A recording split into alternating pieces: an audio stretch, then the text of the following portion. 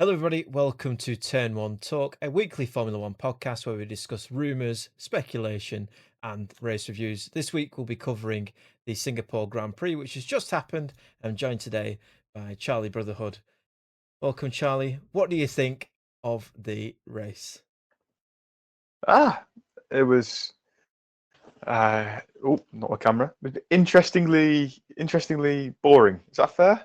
I I'd think say that's so, yeah. fair. I'd say it was interestingly boring. Is hits the nail on the head. I really would rather, the end of the season as it's close in the championship to be better. Yeah, sadly, not. You take out maybe the first 10 laps. Wait till the pit stops happen, and then it seems to be a little bit more interesting. Then maybe turn off toward the end, flick back for like last 5 laps. That's the way it is at the minute, isn't it? Really, there's no safety cars either going on this year, which is strange. Is that the first safety car? That's the first safety carless Singapore Grand Prix? Probably. I wouldn't know off the top of my head, I'm but pretty it sure it would seem is, that way. It which would is seem that way. which is crazy. Yeah. So, It's Lando Norris wins in a dominant fashion. 20 seconds, needs to score 8.5 points, or after at this racing time, needed to score 8.5 points over Max Verstappen every race, just a bit more than 8.5. Every race. And he scored 7. And why did he only score 7? Well, we'll get back to that later on. Right, okay. We'll get back to that. What do you think of his win? What and to phrase the question to like lead us down a path, it was a dominant win. However, do you think with this being Red Bull's weakest track or one of its weak tracks, what do you think it means for the Drivers' Championship? This end result. Well, firstly, it was a very dominant win. Very dominant win. Um, but very dominant win and nearly out of the race at times. 2 times where he was very close to being out of the race from his own driving 20 seconds clear. So that's one thing. In terms of what it means for the Drivers' Championship, it means hopefully it'll be close come to Abu Dhabi. Hopefully, it might not be enough to win it. Hopefully, it'll be enough to go into Abu Dhabi with a mathematical chance of being able to win it. And that alone would be something which would be good. Just to have a bit of jeopardy heading into the final round. But the fact that Red Bull was so close, they weren't really, but were still second at Singapore compared to where they were last year, is maybe they found it's an indicator. Maybe they found where the issues with their car might be, and they're starting to mitigate them. I think that might be fair. Yeah, I'd say that's fair. I'd say that it does look like whatever they fixed from Friday practice, because it looked terrible in Friday practice. Whatever they fixed at that point means that they understand the weaknesses behind the car and what maybe even what upgrades they need to bring from Austin if they are going to bring them upgrades. It means that they do have a full understanding of what the issues are, doesn't it? To bring the car into the window, to be able to finish P2 on a weekend where they looked like they weren't even going to finish P8 or P7, sorry. It's got big implications for just how difficult this championship might not be to close out for Red Bull. This drivers' championship, at least. Yeah, it'll be interesting. It depends again. It's Colton next week. No, not next week, but in 3 weeks' time. Yeah. Um, it'll be interesting to see if they do bring any upgrades. I think there was some sort of talk that maybe they were getting very close to their cost cap with the Perez crash after Baku. If Yeah. they bring those upgrades or not, or even if they might bring them for only one car, that's something as well, which might be, could be looked at. That's a question, isn't it? Whether they bring them for the single car, then it would be more affordable and maybe not look so much like they're going to hit the cost cap. I mean, Perez, with it being close to the end of the season, they really do need Perez to stay out of the walls. Again, not exactly the best race for Sergio Perez or the best qualifying, but Verstappen still doing enough in the championship, finishing second in that car. If we take if we take Perez at the moment as like the benchmark of where the car should be, and then just let's argue that Verstappen is driving around it, it's massive, isn't it, for him to be able to do that, and just shows the quality that he has as a driver. Yeah, it's huge, but it's so odd with Perez. Everyone thought after Baku he'd found a little bit of form, and I mean Singapore was awful. So they've got to figure We out didn't think what that they're though, going did to do. we? What figure out that Baku was a resurgence? Yeah. Not really, not really. But you know, it seemed like it could be an indication. Maybe something was about to give change. I think I don't know. They're not going to win the constructors anymore. So We said that if though, you're didn't Red we? That Bull, you've exactly. If you're Red Bull, just bring the upgrades for Max and just leave him out to dry and change him. That's where I'm at. changed him. Well, if you're going to change one driver in one team, you may as well change another in another, right? What's the difference? Fair enough. So that like so you think at the end of this season they should get rid of Sergio Perez? If he keeps on going like this, then yeah, Yeah. 100%. If it's a case of being like somewhere close to Max and Max's times, then fair enough. No one's expecting Perez now to go ahead and start matching him. No. But you've got to be like you've got to make it into Q3. You've got to be you nearly got beat by Colapinto in a Williams today. It's It's quite shocking, isn't it? he's meant That to be is king the of the level of streets. it. And you meant to be king of the streets. Exactly. That's what all the pundits call him, all the commentators call him. Like these are the tracks that he's good at. And when it gets to those tracks lately, it's been completely abysmal and not to the standard of Formula One, not to the standard that we've seen from Sergio Perez in recent times, not to the standard that he was hired at Red Bull in the first place. It is just wholly what is actually going on with Sergio Perez. Even if you can blame the car, he has had worse cars than that Red Bull and drove them into the points. He was known for being able to consistently put them cars in the points. Like when he was at Force India, which became Racing Point, he was known for being able to do that. That's why he was brought in to Red Bull. He was a known quantity, and he's still not delivering. And to touch on the the swap, as you said,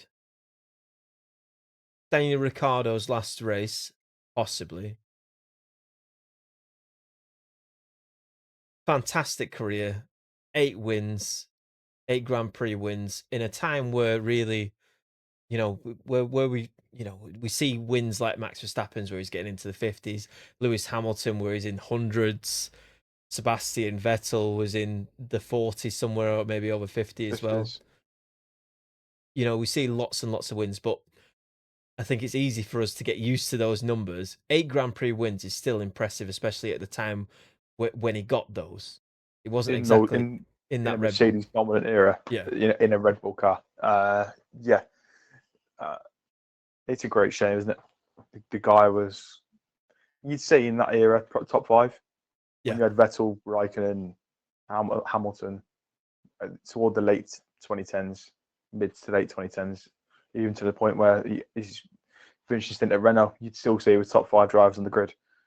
Don't know what's happened. It might be a case of him not being able to compete with this generation of cars.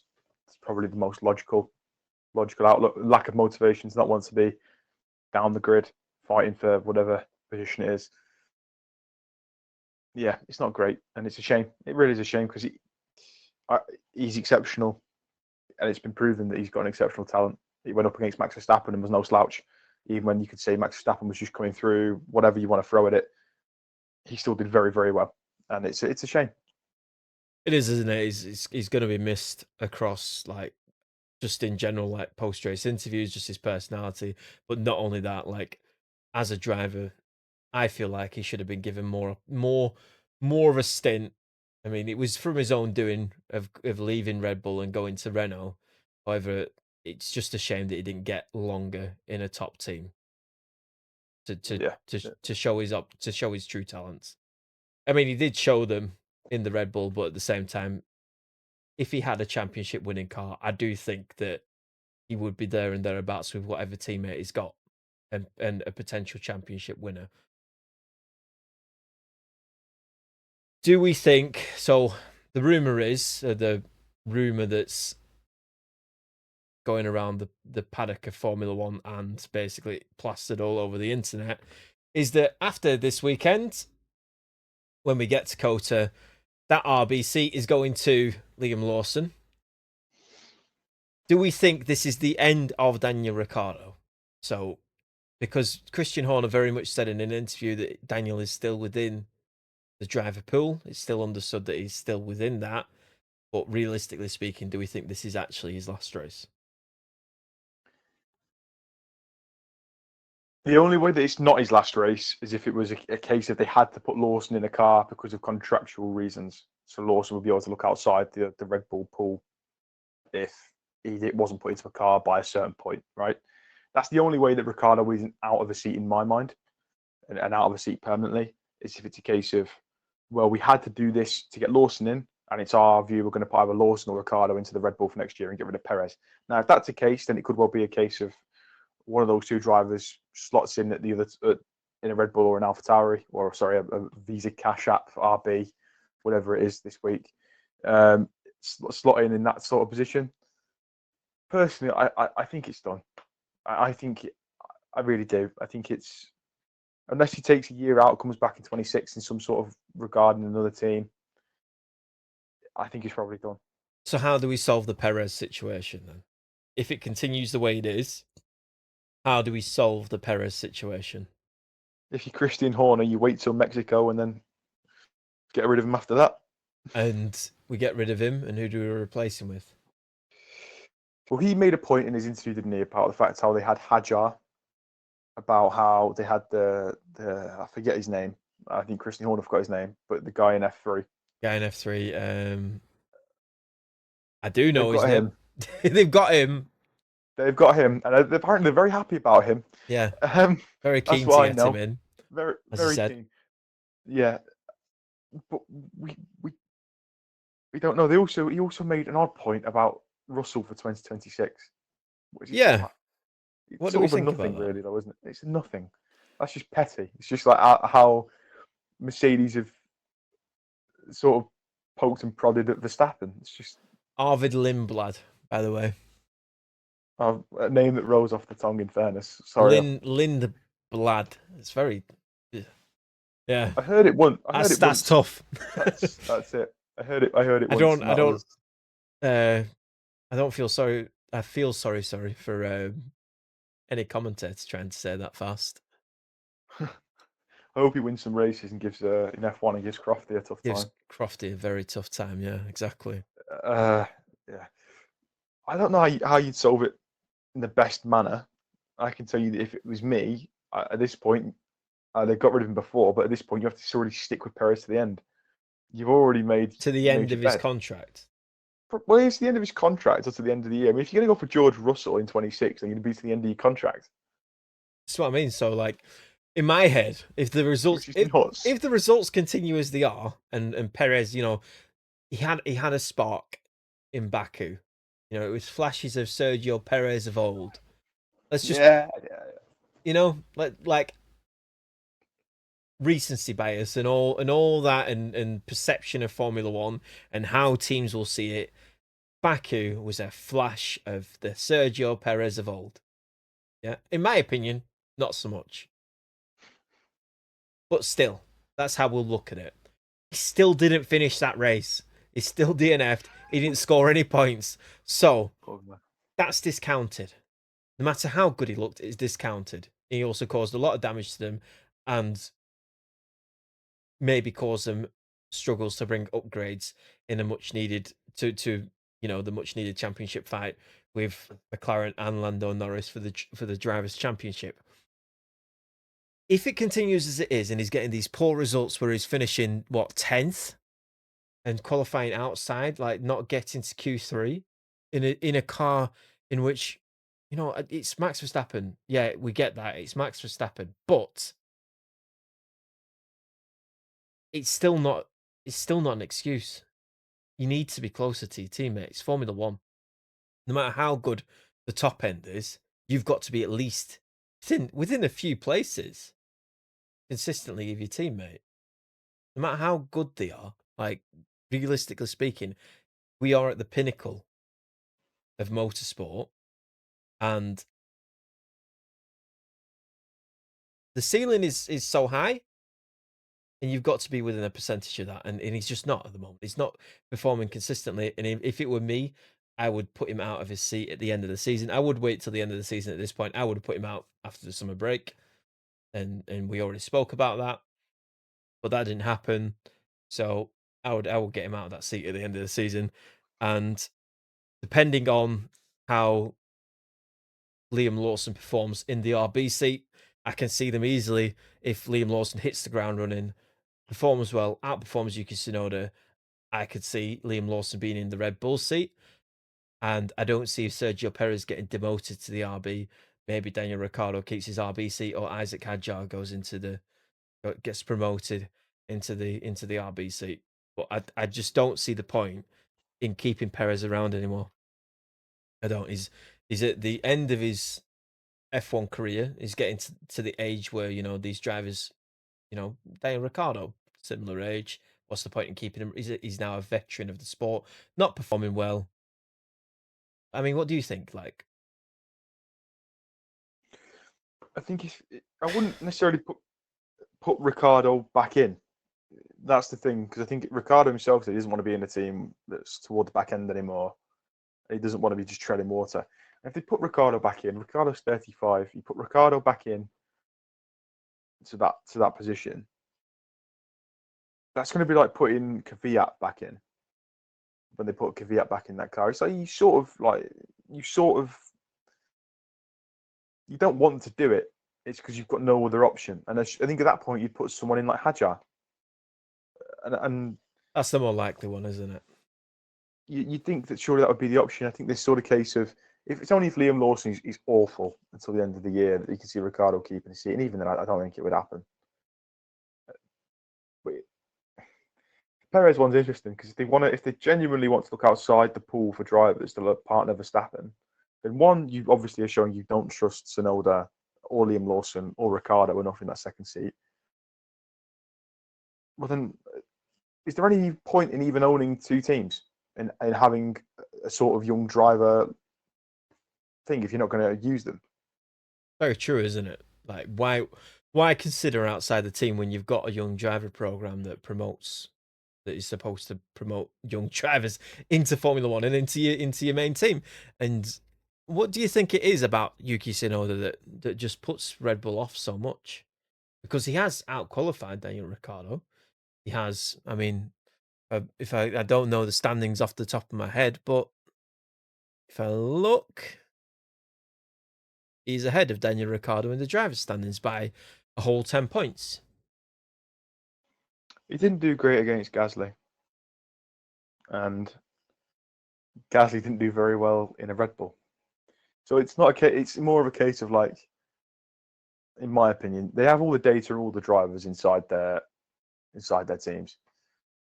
They'll probably know. They'll have Gasly's data from alongside when he was alongside Tsunoda in those 3 years. They'll have everything they can sort of look at, view, and make an intelligent decision on, and a guesstimate as to who could be the best driver in the car. Right. I just think Tsunoda probably doesn't fit a Red Bull car as a second driver. And I don't know if that's disrespectful. I don't know if that's a bit too. You think they may be thinking because he didn't perform as well as Gasly, and Gasly didn't perform well against Verstappen, then why would you put Yuki Tsunoda in? Because you feel like you already know the result of that. Yeah, and I guess Yuki as well. Yuki is. Do you really think that he could be a better second driver than Perez? Realistically speaking, no. It's just because the only reason why it's even a question in my head is just because of how poor Perez is performing. And I know all I do every time we come on these podcasts is just bludgeon Perez to the absolute death. But it's just the performances just aren't there. And it's easy for me to sit here in my armchair and make these criticisms, but at the same time, it's just facts are facts. Like he's not near his teammate in in a top team in which we've seen teammates be closer to Verstappen. We see teammates up and down the grid close to each other in some respects, and Perez is like the one anomaly. It's so yeah, that's the reason why, and that's the only reason why I entertain the fact of Yuki Tsunoda even being in that seat, and also the fact that, as we mentioned before, why have a junior team then? Why have a junior team then? Like, what is Uh, Yuki Tsunoda there for if he's not there to eventually go to Red Bull? He's yeah, literally a seat filler at the moment. Then you would if you don't trust Yuki Tsunoda that much to go to Red Bull, you get another driver in that seat, wouldn't you, and test them out? You put yeah. He's got you get rid of he's got a both contract. drivers. He's got a contract. He's now Well, got a contract. no one Yes, knows what Red Bull's doing. No yeah, one can second guess Red Bull. I think that we obviously don't know better than them, but surely you think to yourself at some point, like, Ricciardo wasn't the driver that had to go from that pool. No, realistically speaking, like no, Ricciardo's been seen in a alongside Verstappen even. He was good enough to earn results that were more than decent.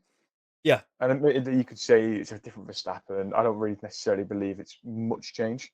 I no. believe that he still was as good then, or he was, as I phrase it, he was very good then and capable of probably fighting for a world championship at that point. Generational talent. He made Exactly. the mistakes that he made that people point out. I feel like even with those in a championship winning car, as you say, he could have won a championship. I think Verstappen. I don't think you just get wholly dominant like that all like over the course of experience in Formula One. I think that does come from a young age to now. So yeah, for Ricardo to be alongside that, why not? Yeah, exactly. Uh, hey, oh, I don't know. We obviously don't know as good as they do. I feel like You seem a bit defeated on this, to be honest. Like, what's with the? There's no. because because Ricardo. It's a shame to see him leave, and he hasn't performed as well against Tsunoda. But it's we spoke about Perez and sort of constantly. I think everyone in the world that likes F1 appreciates F1 in any way, even if they don't like F1. They've seen something. They know Perez isn't performing as well as alongside the Dutch guy, which is ahead us by how many points of his teammate and outperforms him every weekend by a mile.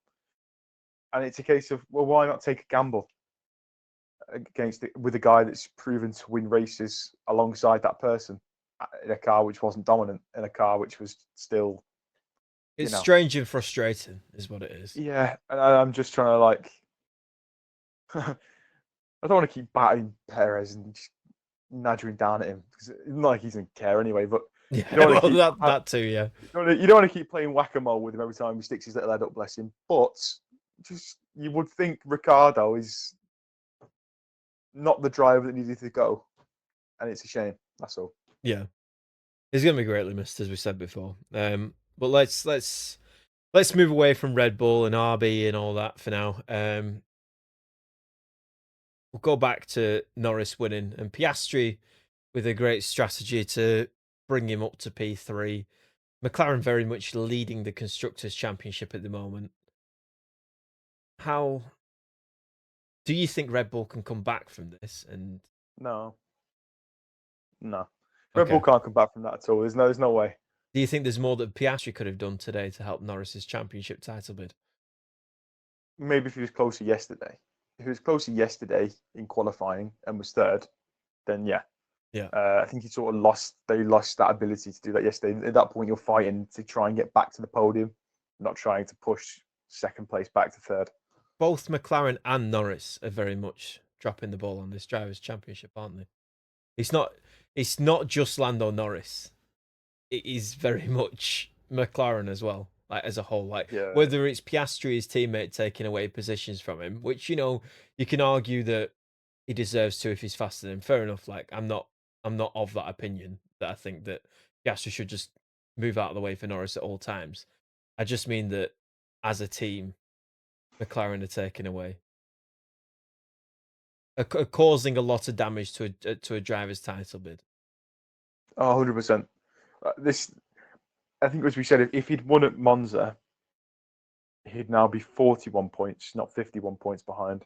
And then the team orders thing that comes after that is now sort of useless anyway.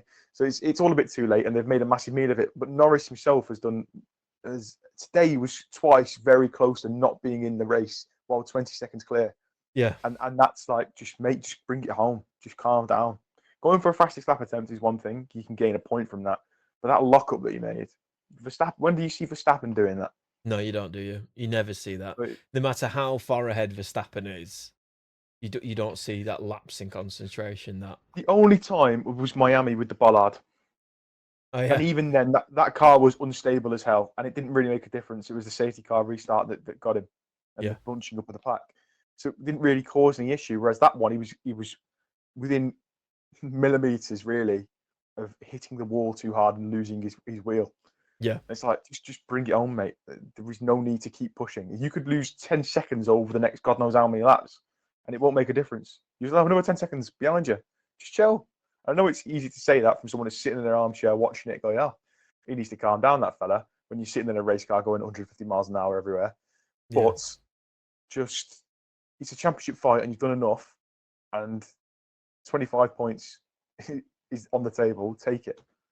I have an opinion about that, and then I want you to like weigh in on whether or not McLaren decided not to do it because of Norris's excursions throughout the race into the walls and off the track.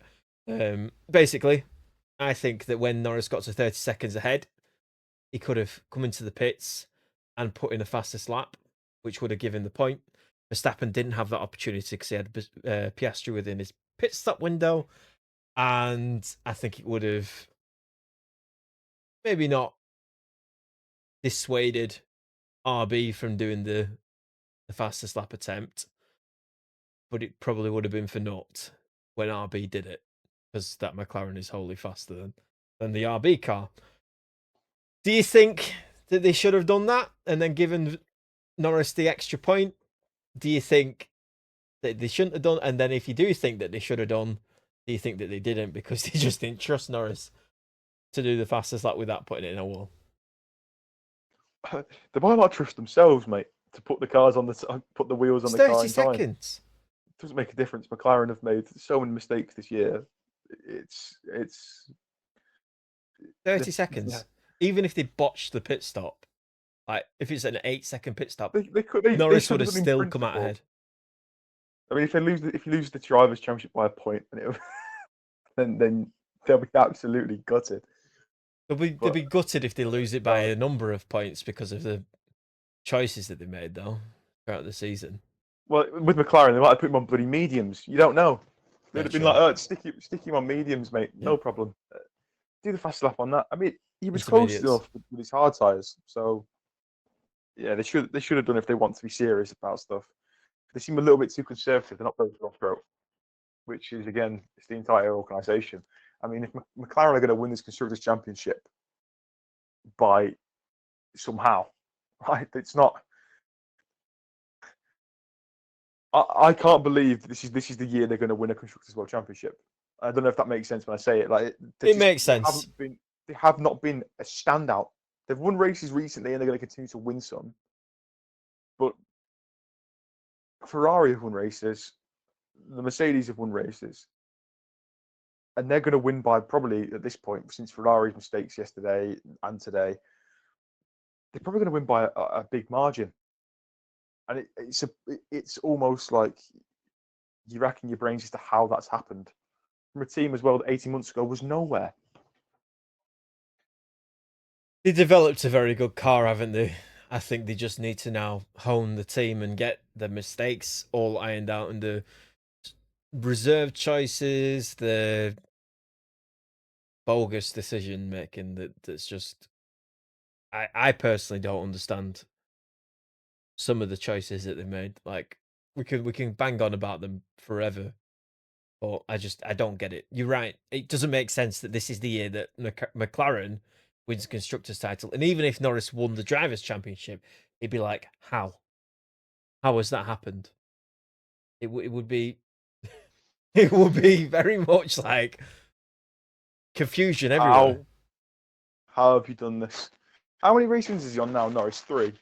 Yeah, sorry. Three. And there's 6 rounds left. Verstappen's won 7. Norris has won 3. So he needs to win 4 out of 6 to match. I think to match Verstappen, so it's to win 4 more. You can definitely do that, but it's a case of like they don't seem they seem way more bothered about first and third in the podium than they do and Norris winning with the fastest lap. They're not cutthroat enough. The entire organisation isn't cutthroat enough for the top level at the minute. It seems like they've got the car, they've got the drivers, but they're still sort of like they have that midfield mindset when it comes to actual race strategy and stuff like that. It's nothing that's cutthroat to like top level of the sport sort of thing. I don't know what you think about that. For me, it's very much a case of midfield mentality. Bring That it home. is dead on the point, to be fair. Like that phrasing of it, midfield mindset, I feel like is nail on the head.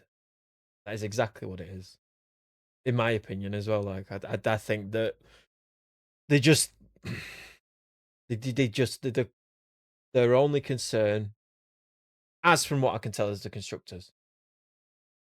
That's their only concern. Everyone else thinks that the drivers' championship is wholly possible if they really cared about it. Norris obviously is the only one that cares about it in that team, and yeah, it's not going to happen, is it? And if it does, then it's going to be very surprising. Yeah. Right.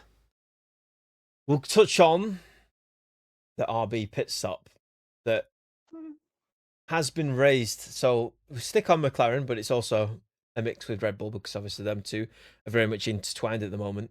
The RB brought Daniel Ricciardo in to do the fastest lap of the race.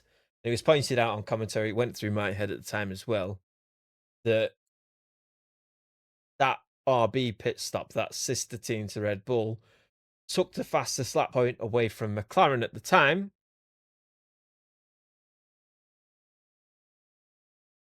Do we think this is so I will be wholly transparent because there's no way that we can dance around this. We've already talked about it before doing the podcast, and I came in a little bit heated. I think that at the time I believed it was 100% Red Bull ordering Daniel Ricciardo or getting Daniel Ricciardo to do that fastest lap to take that point away from Norris to then, to reduce his 8-point gap to 7. You then pointed out to me that what? It's his last race of his career. It's an 8-time race winner. The last race of his career. And there might be a little bit of malicious intent from him taking a fastest lap away from the McLaren team, which left him. Maybe. But you've been miserable all race. You've had the speculation around it being your last race of your career. You've had to constantly lie to people going, well, we knew that there was some sort of pre-contractual obligation around Singapore of this and that, and there was always deadlines. You know your career's over. You have that all weekend, and you have one feel-good chance to go out on a high with the fastest lap. And normally I'm the cynical one. I'm normally the one out with the pitchforks going, I smell conspiracy. I see through these lies of deception. Honestly, I just thought it was Ricciardo just wanting to have a good race. I'm normally the one that looks into stuff way too deeply, and I'm normally wrong. This time it's me. This time it's you coming to me like, there's no way. There's They no did that. way. They did that to take the points away. It's like maybe there's a world where both are true, and I think that's probably the most fair We outlook on the can meet in the situation. middle on it. Absolutely. That's probably the most fair outlook on the situation where there's truth in both parts, and I think that's probably, to be totally frank, that's pretty fair. Yeah, but let's not be so cynical that we don't take away with the fact that it was Ricardo's last race, and more than likely, and they wanted to let him go out on a high. I think yeah. So after the blow up beforehand, I am now very It much. wasn't a blow up, mate. It was a passionate I am just disagreement. so frustrated with these teams. There are only 10 teams on the grid, and some of which are in each of us pockets. And it is just it's frustrating. There are only 10 teams, there's only 20 drivers. The 10 teams should be separate. I thought this was the smoking gun that would take that point and drive it home. Zach Brown has asked the FIA to look into the relationship between Red Bull and Visa Cash App RB. Now, now I know. Now after this conversation, now I know they can turn around and say, "Well, it was his last race. He just wanted to go out on a high," and the FIA will say that as well, and it will no longer the matter will be no longer looked into until it happens again, until it happens with an actual reason. I just wish that there was some form of regulatory. It's just not in the best interest of the sport to have two teams under the same umbrella. And I know that Red Bull isn't the only one. Red Bull's the only one that actually owns the teams, but it's also it is Red Bull's the only. Oh, does you've got a look on your face? Just The correct only me. thing I'm going to say Williams and Toto is Wolff. no. The only thing I'm going to say is the hash. I've got staff at Maranello, and I've got a team at and I think that's not a team that's owned by Ferrari. I'm not going to turn around to you and lie and say that it is and mislead Yeah, anyone. I don't think. But the thing is with the Red Bull is it's not too different to that situation there in it's terms of not. that there are Ferrari staff working on a Haas, and you always end up with a Ferrari junior driver when available in a Haas car every time. Yeah, okay. So like 100% agree with your point, to be honest. Like, it's not pitchforks out just for Red Bull. It is very much like I am just frustrated. Like, this is the situation that has kicked it off in my head, thinking like, oh, I'm tired of these teams all having a lower team below them that will do their bidding when necessary. But it is all of them. It is all of the top teams that have got some, apart from McLaren actually, that don't have anyone. Because Because because this McLaren don't have their own power because this unit. should be yeah, McLaren don't have their own power unit. This should essentially be in Mercedes' pocket, but they're not for them. So McLaren are too competitive to be in Mercedes' pocket. Yeah, yeah. I think you have to have your own power unit basically to have a sort of Or your own team unless or both or your teams. own team. And I think the power unit one is a more legal one in terms of if that are. I think there's never ever been any sort of IP technical breach between the teams that have ever come out of that's gone to that car illegally. But there is obviously some sort of they're very clever about the way they play it, and there is obviously some sort of underlying things which happen, and some things get mentioned here and there, or do this X, Y, and Z, hold this driver up X, Y, and Z. You know, and it's never said publicly, of course, because obviously at No. that point it becomes a problem. And you're right to have an issue with it, but if to have an issue with that, you'd have to also have an issue with the hash sort of thing. The hash one for me is a big one. In which I Bearing in do. mind that they have staff exactly they have staff coming out of Italy that work for them, It's which is like ridiculous. nuts. It's each team should have only their interests. Have their own interests at the priority level. They shouldn't have any interests of any other team. It's a sport in which 10 teams compete. And yet when if we take the McLaren example, how they're not in the pocket of Mercedes because they are competitive. When a team can't be competitive, they'll have the power unit supplier or the actual owner of the team or the one that staffs half of their engineers in mind. And it's just it's not in the best interest of the sport because if we pretend for a second, if we humour the fact that it wasn't Daniel Ricciardo's last race and that wasn't the reason, then it does become a problem, doesn't it? It becomes a massive Yeah, problem. Like the Daniel Ricciardo, it's obviously not happened that way. Like thinking about it, looking back, it's not happened that way. It was his last race. Humour that though, and it's a massive problem, and it's a possibility. And the fact that it's a possibility should be closed off. Yeah, it should. It should. And do you think it's likely that we will see it closed off?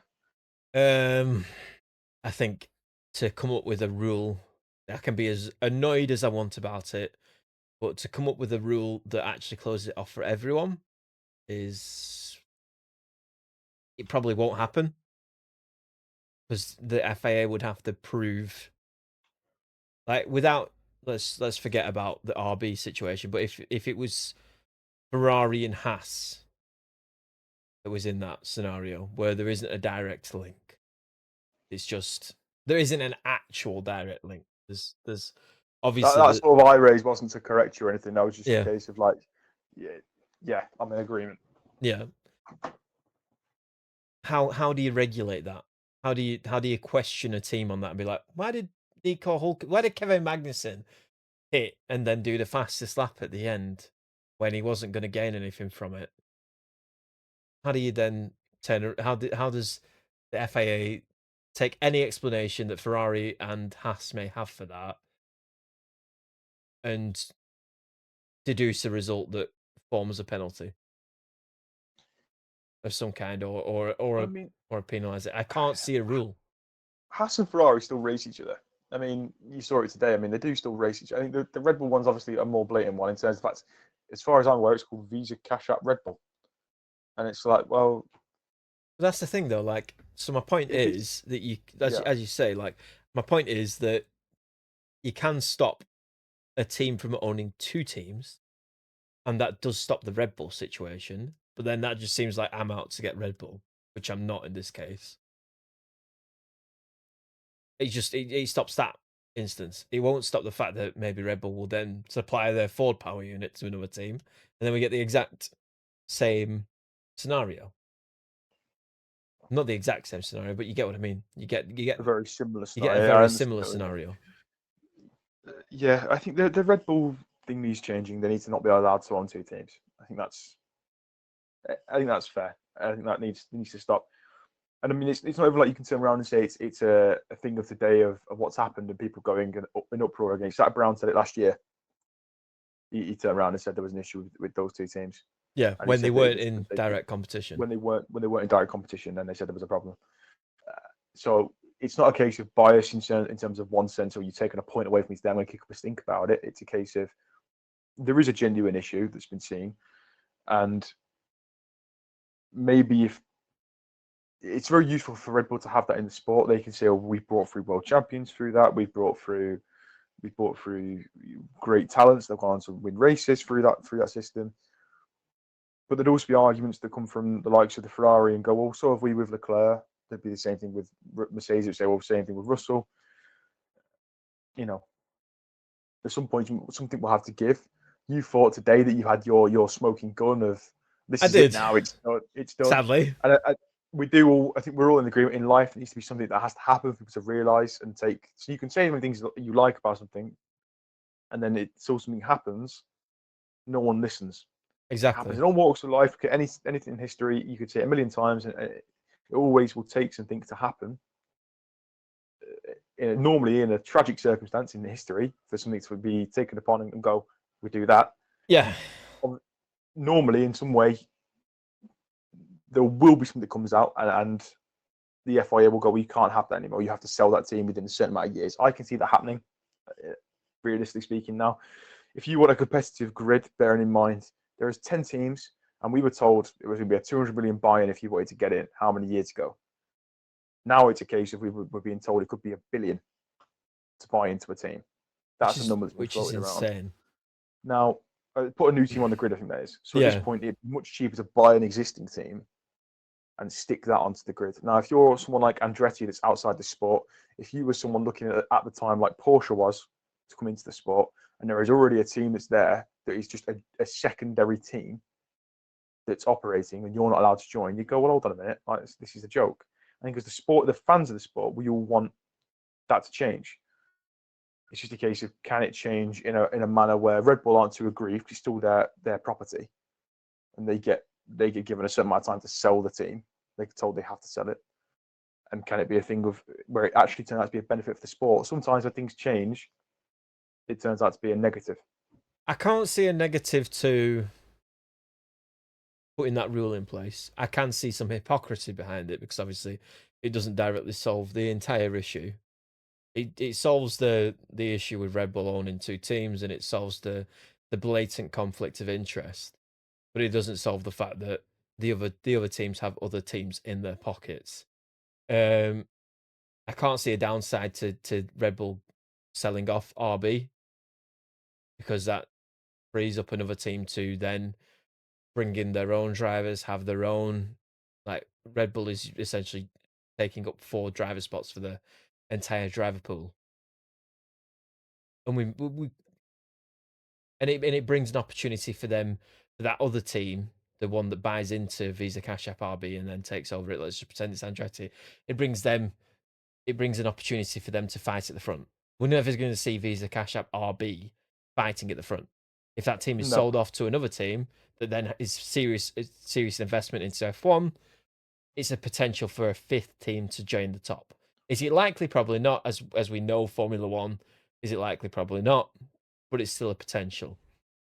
Well, Whereas, we've been told that before, haven't we? About the whenever they've changed from Toro Rosso to Alpha Tauri, they're now their own car and they can do what they want yeah, with it, and it'll yeah, be competitive on their own steam. It never is. It never is at they all. reverted back, didn't they? They changed to Alpha Tauri. They went from Toro Rosso to Alpha Tauri. They said that it was very much more like a sister team than a junior team now, and they can do what they want, and will be putting more into it basically.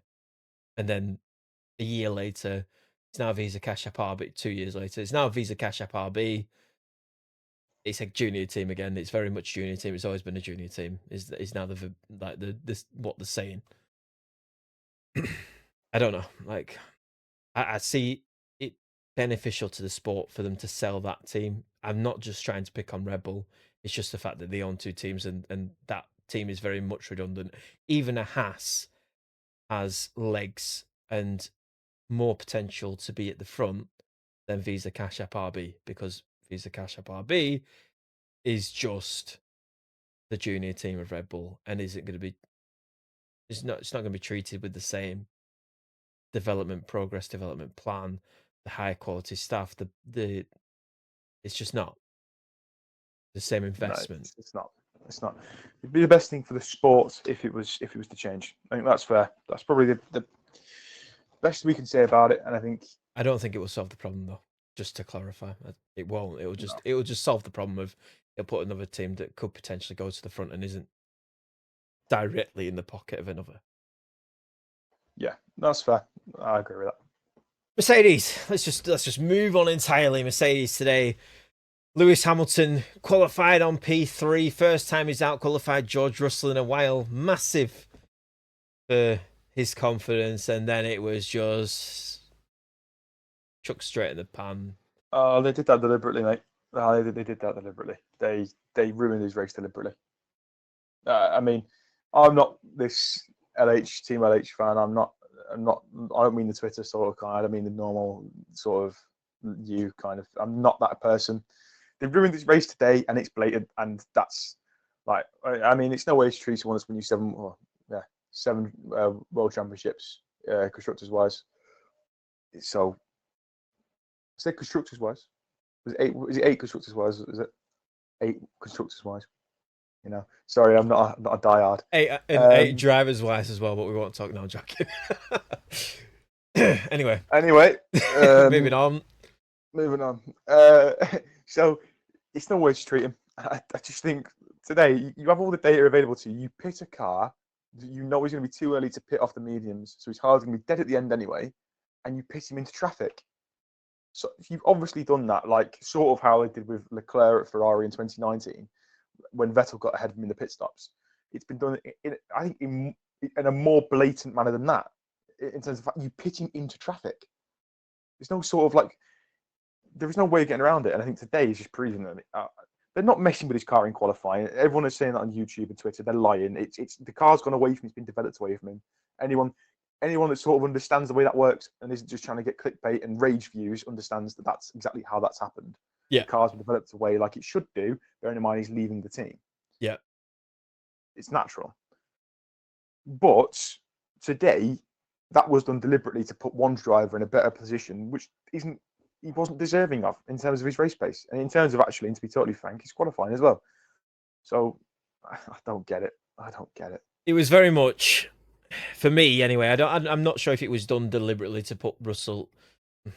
It's a slippery slope, well, not a slippery slope, but I feel like I'm about to contradict myself here. But I feel like the intention wasn't there to put Russell ahead of Hamilton. I think they put him on the soft tyre very stupidly. He didn't have pace on the soft tyre. He was holding up Russell. They then want him to get out of the way of Russell because they think Russell will have more pace on the hard tyre. They've boxed him early because they want Russell to go ahead and have his own pace, which is then caused Russell to overcut him because he's now on.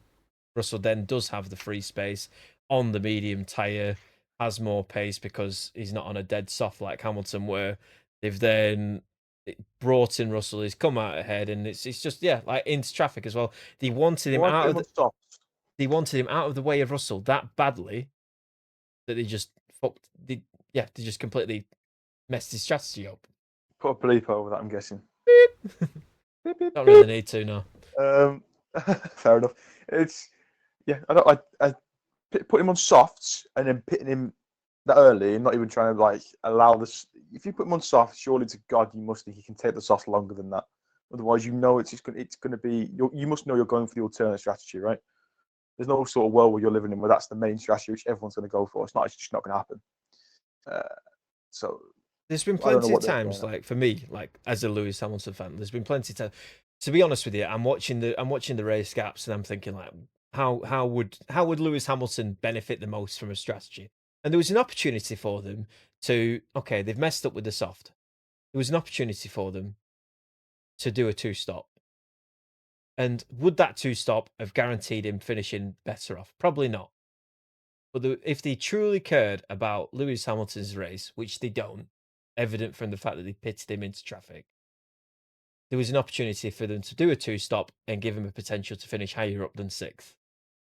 There was a point in the race where he had 22 laps left, a gap that he could nicely fit into on a fresh medium tyre, and tried to cut through the field that were all on hards. And they just didn't take it because they don't care anymore. That George Russell is the golden boy of the team. But the way that Ferrari treat Carlos Sainz, who's on his way out, that's the way it should be. I can't believe how. I just see it's disrespectful. Like I don't think Lewis Hamilton is the epitome of all everything and should be respected to the highest regard, and they should do everything for him. But he's like I said, he's won 8 constructors championships with them. I said, why not? He's won six drivers' world championships, 8 yeah, constructors. exactly. It's mad. It's And madness I'm not that a Hamilton fan. they So would disrespect him that way. It's just and yeah, the qualifying and it's a symptom of just the car being developed away from him. I don't think, maybe George Russell would outqualify Hamilton on merit across the season, but not by that much. Just not. Like you don't fall off that much. And this is Singapore. This is a track in which he's done sublime laps and wholly dominated before. Like it's just not something that happens. For a driver of that caliber, like they just a complete disrespect to his race today. And then George Russell started fourth, finished fourth. Yeah, I don't really know why he was favoured, to be honest with you, but he was. I don't know why he did put Hamilton on the alternate strategy. It doesn't make any sense. It's just, and then again at the end of the race, his race engineer Bono comes on and is like, "Oh, a bit of a tough one today," blah blah blah blah blah, and it's just, and then why is Toto Wolff also coming on the radio being like, "Sorry, Lewis, car isn't there today." Heard it 1,000 times, like. he's waffling, mate. He's waffling. We'll move away from Mercedes. I don't really know what else can be said other than the fact that, in fact, we'll go on to Ferrari and stick with Mercedes slightly. What do you think of the qualifying yesterday for Ferrari?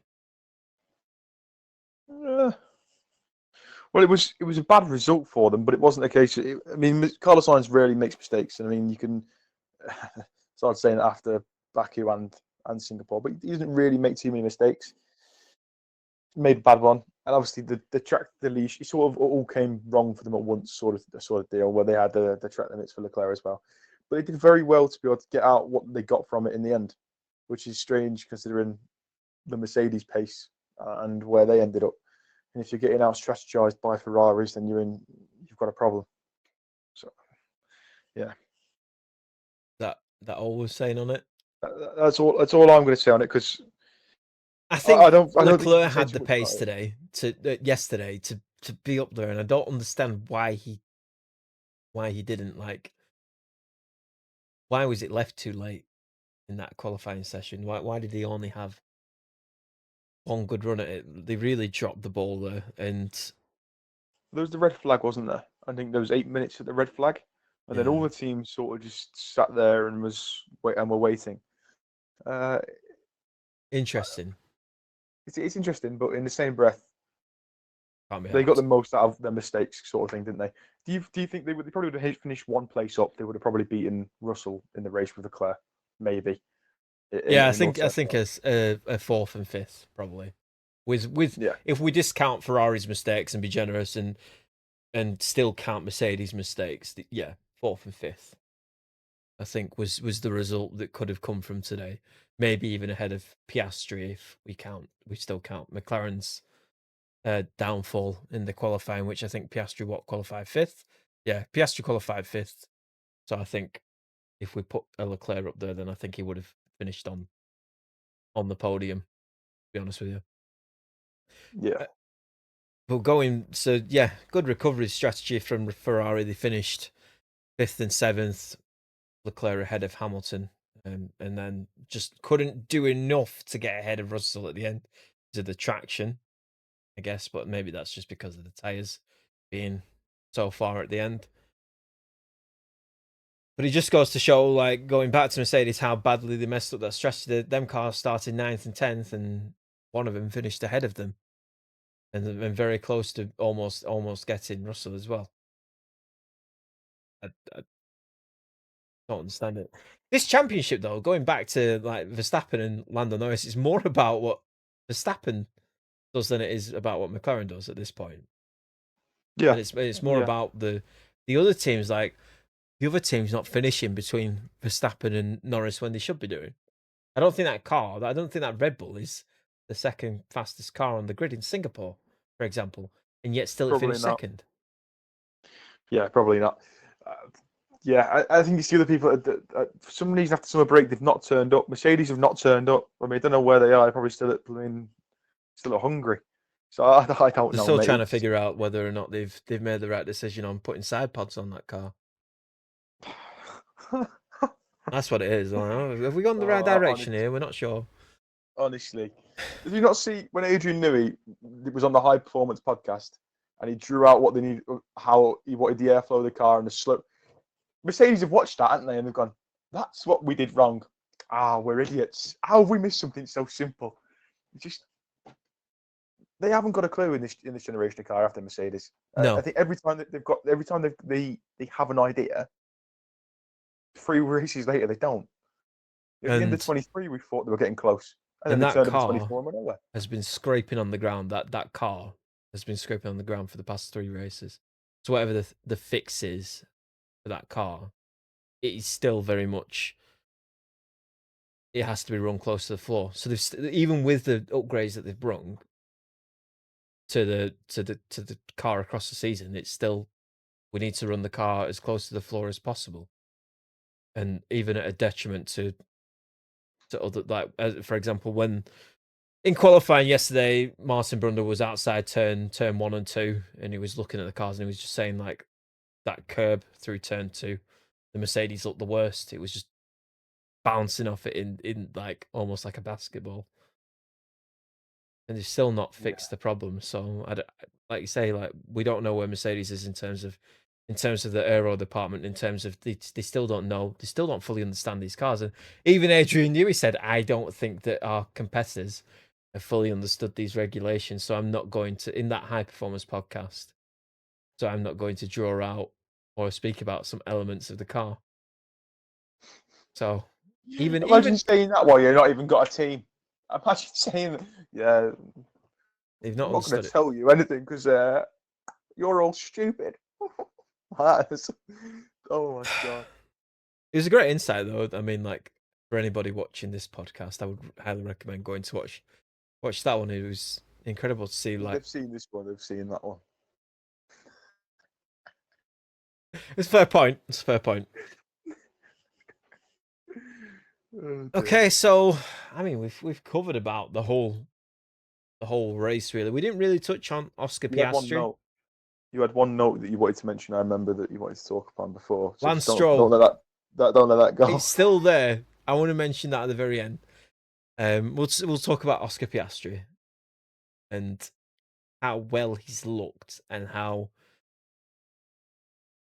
this weekend has kind of been a bit lackluster for him.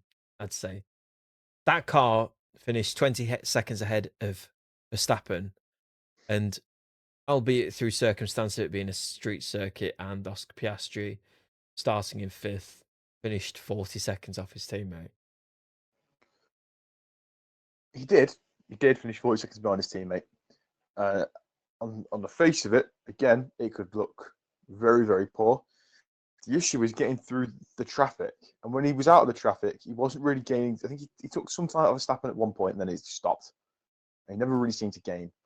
But when he was out of the traffic, it wasn't wholly terrible. On top of that, he didn't come close to putting it in a wall while pushing. Yeah, So it's still a case of Singapore with that being the circuit that it is, the nature of the circuit, looking after the tyres and that being his main issue. You could forgive him in some senses for still finishing third. Bearing in mind he started fifth, he had to get ahead of the two cars in front. He still got what probably he could have got out of it. He could have looked better. He could have been much closer to Verstappen, but it wasn't. It's not horrific. It's not like when Perez is 40 seconds behind. You know, yeah, yeah, he was still fifth in qualifying, and we're considering that to be dodgy. So yeah, it's not horrific. He did well to get to third, and I'm not too worried about the time deficit. We'll get to Coulter, and he'll be a lot closer. yeah. Okay, fair enough. Lance Stroll, let's do it. 17th in qualifying, 14th in the race, and we could cover every single driver on the grid and be here till for 2 hours, but we're not going to do that. I just want to touch on the fact that that car now has Adrian Newey developing the aero department. That car has Fernando Alonso in it. It's going to be a constructors contender, and Lance Stroll is just absolutely nowhere. He finished 14th, did not qualify. He didn't even get into qualifying two. Why? Why he's had enough chances? Oh, I don't know, mate. Look, Like I don't know. it's never going to The change. writing is on the wall for Lawrence Stroll. The writing is on the wall. I think he'll be out of the sport by 26. By 26, it should be now. They should be considering. They should be considering putting a driver in. Yes, Who else would you put in now? That's the issue. Now, who would you put in? I'd So put would you not rather? Felipe Drugovich. He won't get you better results than he will. It's like when Haas put in Fittipaldi's kid, and it was like he was also awful. You know, there are multiple times where you've scraped the bottom of the barrel because you know someone of someone, you put them in, and it's still dodgy. There's you know what you're gonna get with Stroll. You can appease the situation. It's not gonna. Put it this way: do we think that next year with Stroll? Listen to me 1 second, and I can agree with what you're saying to a I point am about listening getting to you. another I'm just driver. shaking my head the That's entire fine. time. You can get another driver, and that's fine. Do you think with another driver, do you think they'll gain or lose any positions? No, no. I think with it. So you think he's out by 26? There's a new car. Yeah, There's a new car coming in 26. Everyone knows there's a new car coming in 26. We all know there's a new car coming in 26, yeah? a So fact. why not give another driver an opportunity to develop the talent across the season in Formula One? Why not do that? Why not go get another driver and see how they do? Lance Stroll is out by 26. If Lance Stroll is out by 26, why not take him out by 25? he's not good enough to be in the sport anymore. Because Verstappen will be in that car in 2026. That's why. You know it. I know it. Don't do that. Verstappen's in that car for 2026. And it's So you think obvious. Max Verstappen to Aston Martin 2026? I can basically confirm it. I'd still kick Stroll. No, fair enough. There may not be a point. There may not be a point if I if mean, the driver for 2026 isn't available for 2025. I agree with that.